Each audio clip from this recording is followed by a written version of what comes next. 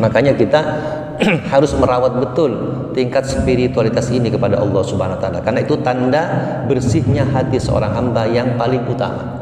Bagaimana kita mencintai Allah sekaligus mentaatinya. Cinta itu tadi adalah spiritualitas, dan mentaatinya adalah religiusitas. Hadirin rahimakumullah, itu yang pertama. Jadi walladzina amanu asyaddu hubban lillah, dan orang-orang yang beriman amat sangat cintanya kepada Allah. Tetapi ini memang kadang-kadang bisa naik, bisa turun. Levelnya bermacam-macam. Mungkin jutaan level, mungkin kita tidak tahu berada di level yang mana. Tapi dengan niat betul dalam rangka memperbaiki diri, karena self improvement, memperbaiki diri itu memang salah satu karakter orang-orang yang beruntung. Karena barang siapa yang hari ini lebih baik dari kemarin, itu orang-orang yang beruntung.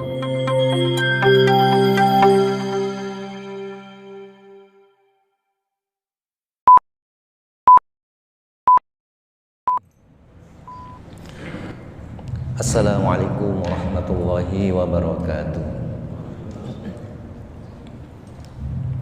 Alhamdulillahi ala fitratil Islam wa kalimatil ikhlas wa ala dini nabiyyina Muhammadin sallallahu alaihi wasallam wa ala millati abina Ibrahim hanifa wa ma kana minal musyrikin. Asyhadu an la ilaha illallah wahdahu la syarika lah wa asyhadu anna Muhammadan abduhu wa rasuluh. Allahumma salli ala nabiyyina Muhammadin wa ala alihi wa ashabihi ajma'in. Qala Allah Ta'ala fi kitabihil karim, a'udzu billahi minasyaitonir rajim. Subhanaka la ilma lana illa ma 'allamtana innaka antal alimul hakim. Rabbi shrah li sadri wa yassir li amri wahlul 'uqdatam min lisani yafqahu qawli. Masyarul muslimin rahimakumullah, para bapak, para ibu, saudara-saudara sekalian rahimakumullah. Alhamdulillah, kembali kita bersyukur kepada Allah Subhanahu wa taala. Di pagi hari ini kita berada pada hari Jumat di bulan Safar, pertengahan bulan Safar. Mudah-mudahan Allah Subhanahu wa taala senantiasa memberikan nikmat dan karunia-Nya kepada kita sekalian, terutama nikmat iman dan Islam, sehat dan sempat, sehingga kita senantiasa beraktivitas untuk selalu memperbaiki diri menuju ridha Allah Subhanahu wa taala. Hadirin rahimakumullah, topik kita kali ini adalah tanda-tanda bersihnya hati seorang hamba. Hadirin rahimakumullah, pada pertemuan sebelumnya kita sudah menyampaikan ada sekitar 460 kata-kata sampah yang senantiasa masuk ke dalam telinga kita, mata kita, pikiran kita. Maka itu semuanya akan bisa mempengaruhi kepribadian kita sekalian. Oleh karena itu, sama dengan kehidupan fisik kita, setiap hari masuk makanan menjadi sampah, dan setiap hari mungkin kita bersihkan. Termasuk ketika kita juga menghirup udara, itu kan masuk yang bermanfaat, sekaligus ada yang tidak bermanfaat dari unsur udara. Ada yang kita lanjutkan masuk ke setiap organ tubuh kita, ada yang kita keluarkan sampahnya. Maka seperti itulah. Jadi kehidupan ini sebenarnya adalah masuk dan keluar. Masuk dan keluar. Jadi makanan kita masuk, kemudian menjadi sampah, kita keluarkan. Termasuk juga pikiran-pikiran kita. Oleh karena itu, tubuh kita ini seperti terminal. Tubuh kita seperti terminal. Jadi masuk dan keluar, baik itu tubuh fisik kita, pikiran kita, maupun hati kita. Maka kita sebagai orang beriman diperintahkan untuk senantiasa membersihkannya, agar nanti kita, ketika kita keluar masuk ke dunia dalam kondisi bersih, mudah-mudahan keluar dari dunia juga dalam kondisi bersih. Itu harapan kita sekalian. Oleh karena itu ada beberapa tanda ya. Karena hati ini adalah sumber ketenangan dan kebahagiaan. Tapi juga hati adalah sumber kesusahan dan penderitaan. Jadi bergumul di hati, ketenangan, kebahagiaan, kesusahan, penderitaan itu ada terus dalam kehidupan kita. Makanya kita senantiasa ngecek hati kita, karena itulah yang menjadi sumber aktivitas kita dalam menjalani kehidupan ini. Hadirin rahimakumullah, di antara tanda-tanda bersihnya hati seorang hamba yang pertama adalah mentauhidkan Allah dan mencintainya. Ini merupakan syarat utama dalam kehidupan kita. Jadi cinta inilah sebenarnya yang menjadikan hidup senantiasa bergerak. Cinta inilah yang menjadikan hidup senantiasa berjalan. Seandainya tidak ada cinta, hancurlah kehidupan ini. Bapak Ibu mencintai ibadah, dari situlah kemudian kita bergerak, beraktivitas terus, melaksanakannya terus, tidak pernah bosan kita melakukan. Karena cinta itu memang sudah menjadikan kita senantiasa selalu mengharapkannya. Maka ketika tugas kita yang utama mencintai Allah Subhanahu wa taala dengan cara kita meyakini betul akan keesaan dan kekuasaan Allah Subhanahu wa taala.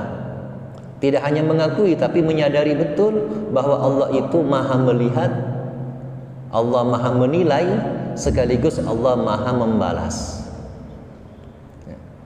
Jadi melihat, Allah mengetahui aktivitas kita, kemudian menilai, dan kita akan dibalas oleh Allah Subhanahu wa taala. Dan ingat, pembalasan itu bukan hanya di akhirat, tapi pembalasan itu juga di dunia. Jadi hari ini adalah buah dari kemarin. Hari ini adalah buah dari kemarin, dan besok adalah buah hari ini. Nah, inilah, jadi hari pembalasan itulah. Ketika kita meyakini hari pembalasan, maka insya Allah kita akan senantiasa memperbaiki diri, karena semuanya akan terbalas. Man amila solihan fali nafsi. Barang siapa beramal baik, maka itu untuk dirinya balasannya. Wa man asa'a fa'alaiha. Sebaliknya ketika berbuat keburukan juga akan menerima akibatnya. Jadi kalau keyakinan ini ada pada kita lakukan dengan kecintaan kepada Allah, insya Allah hidup itu akan terarah. Ada kompas hati kita, ada kompas jiwa kita, ada kompas pikiran kita, ada kompas perilaku kita. Ketika sudah terkompas begitu terarah, maka hidup itu menjadi bermakna. Inilah yang kita harapkan sekalian. Dan kalau kita perhatikan kondisi masyarakat yang kadang-kadang kehilangan arah, kehilangan kompas jati dirinya, sehingga sulit untuk menjalani kehidupan yang tenang dan bahagia. Maka tugas pertama kita adalah mencintai dan mentauhidkan Allah Subhanahu wa taala. Allah berfirman, "Walladzina amanu asyaddu hubban lillah." Sesungguhnya dan orang-orang yang beriman itu amat sangat cintanya kepada Allah Subhanahu wa taala. Hadirin rahimakumullah, ada 3 tugas kita dalam kehidupan ini. Yang pertama mencintai Allah, yang kedua bermanfaat kepada sesama, dan yang ketiga senantiasa melakukan perbaikan diri. Ini 3 tugas kita, keseharian kita. Mencintai Allah itu dengan mentauhidkannya, kemudian mentaati perintah-perintahnya. Mentauhidkan Allah itu disebut dengan spiritualisme. Jadi spirit itu kan bagaimana jiwa kita itu terhubung dengan Allah Subhanahu wa taala, spiritualitas. Kemudian melaksanakan perintah Allah itu namanya religiusitas, religius. Jadi religius itu berbeda dengan spiritual. Kalau spiritual itu spiritnya, dasar-dasar hatinya. Kalau religius itu pelaksanaan. Jadi kalau kita perhatikan, spiritualitas itu adalah iman, sementara religius adalah takwa. Nah, jadi iman itu menjadi dasar dari takwa. Artinya keyakinan. Iman yang benar, yang yakin kepada Allah, yang ridho, yang tawakal, itu spiritual. Ketika dibuktikan dalam amal perbuatan, sholat, puasa, itu religius. Maka orang-orang yang religius tanpa spiritualitas itu menjadi kering.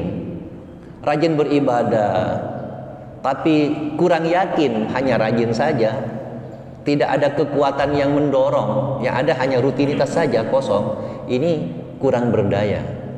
Maka sebenarnya religius itu buah dari spiritualitas. Orang-orang spiritualitas ini, ya, sebagaimana disebutkan dalam hadis itu, bukan hadis, dari pendapat seorang ulama, dari Ibnu Rajab, beliau berkata, amalan sunnah yang paling sering dilakukan oleh Nabi dan para sahabatnya itu bukan hanya dengan banyak berpuasa dan memperbanyak sholat, tapi dengan membersihkan hati dan menggantungkan hati kepada Allah dengan rasa takut, cinta, pengagungan, serta berharap pahalanya, dan zuhud terhadap apa-apa yang akan sirna, yaitu dunia. Maka sebenarnya rasa cinta kepada Allah, rasa takut, kemudian zuhud, ini adalah spiritualitas. Sementara sholat dan puasa adalah religius. Artinya bukan hanya memperbanyak sholat, tapi bagaimana pondasi ibadah itu menjadi kuat, sehingga ketika kita ini melaksanakan ibadah itu sudah bukan karena faktor kemanusiaan, tapi sudah karena faktor spiritualitas yang tinggi, sehingga betul-betul berjuang sudah, karena dorongannya kuat sudah, dorongannya kuat, bukan karena faktor lingkungan, bukan karena macam-macam. Kalau sudah orang spiritualnya kuat, itu jarak tidak mempengaruhi sudah. Jarak tidak mempengaruhi, kondisi badan tidak mempengaruhi sudah. Kenapa? Karena itu dilakukan dengan cinta kepada Allah SWT. Ketika perjalanan langsung disetting perjalanan itu dalam rangka ibadah kepada Allah. Waktu zuhur sudah masuk ke masjid, sudah begitu otomatis sudah, karena tingkat spiritualitas. Makanya kita harus merawat betul tingkat spiritualitas ini kepada Allah Subhanahu wa taala, karena itu tanda bersihnya hati seorang hamba yang paling utama. Bagaimana kita mencintai Allah sekaligus mentaatinya. Cinta itu tadi adalah spiritualitas, dan mentaatinya adalah religiusitas. Hadirin rahimakumullah, itu yang pertama. Jadi walladzina amanu asyaddu hubban lillah, dan orang-orang yang beriman amat sangat cintanya kepada Allah. Tetapi ini memang kadang-kadang bisa naik, bisa turun. Levelnya bermacam-macam. Mungkin jutaan level, mungkin kita tidak tahu berada di level yang mana. Tapi dengan niat betul dalam rangka memperbaiki diri, karena self improvement, memperbaiki diri itu memang salah satu karakter orang-orang yang beruntung. Karena barang siapa yang hari ini lebih baik dari kemarin, itu orang-orang yang beruntung. Besok lebih baik dari hari ini adalah orang-orang yang beruntung. Artinya selalu melakukan perbaikan-perbaikan diri, ya, self improvement. Hadirin rahimakumullah.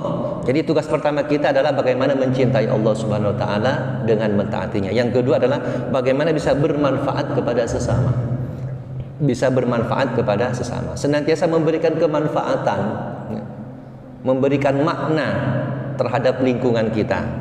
Nah, bagaimana kita bisa memberikan kemanfaatan kepada sesama? Maka kita memberikan yang terbaik dalam kehidupan ini, sekaligus kita menjaga hati akan senantiasa untuk memaafkan. Forgiveness for happiness. Jadi memaafkan untuk mencapai kebahagiaan. Karena tidak mudah menjadi orang yang bisa memaafkan. Ada beberapa manfaat dari memaafkan. Yang pertama adalah bisa menurunkan stres. Sebenarnya orang-orang yang pendendam, pemarah, itu stresnya tinggi. Nikola Tesla pernah berkata, seandainya kebencian manusia itu di dunia ini, ya, dikumpulkan kemudian dijadikan aliran listrik, maka dunia akan terang benderang. Seandainya kebencian manusia, kemarahan itu dijadikan aliran listrik, karena itu ada energi. Orang marah itu punya energi, orang benci itu punya energi dan kuat energinya. Kalau disatukan menjadi energi listrik, dunia akan terang benderang dari besarnya kekuatan kemarahan itu. Makanya dengan memaafkan kita bisa mengalihkan, ya, energi negatif itu menjadi energi positif. Ya, jadi dengan cara menurunkan stres. Apalagi kita ini usia-usia 40 ke 50 misalnya, itu tingkat stresnya tinggi.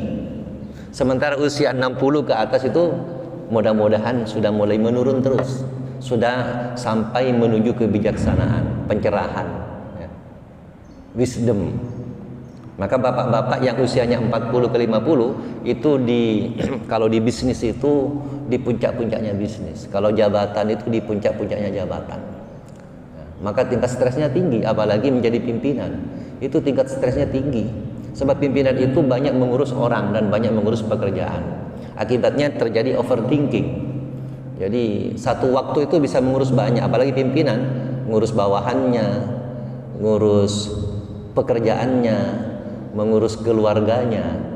Itu kan berpikir banyak dalam satu waktu. Akibatnya muncul overthinking. Overthinking ini panas ke otak, maka tingkat stresnya tinggi. Maka perlu diturunkan dengan cara bagaimana kita membersihkan hati kita. Memang ini proyek besar, tidak mudah. Kita mungkin di level-level bawah, saya terutama, tapi kita tetap berusaha masuk ke gerbongnya, masuk ke kendaraannya.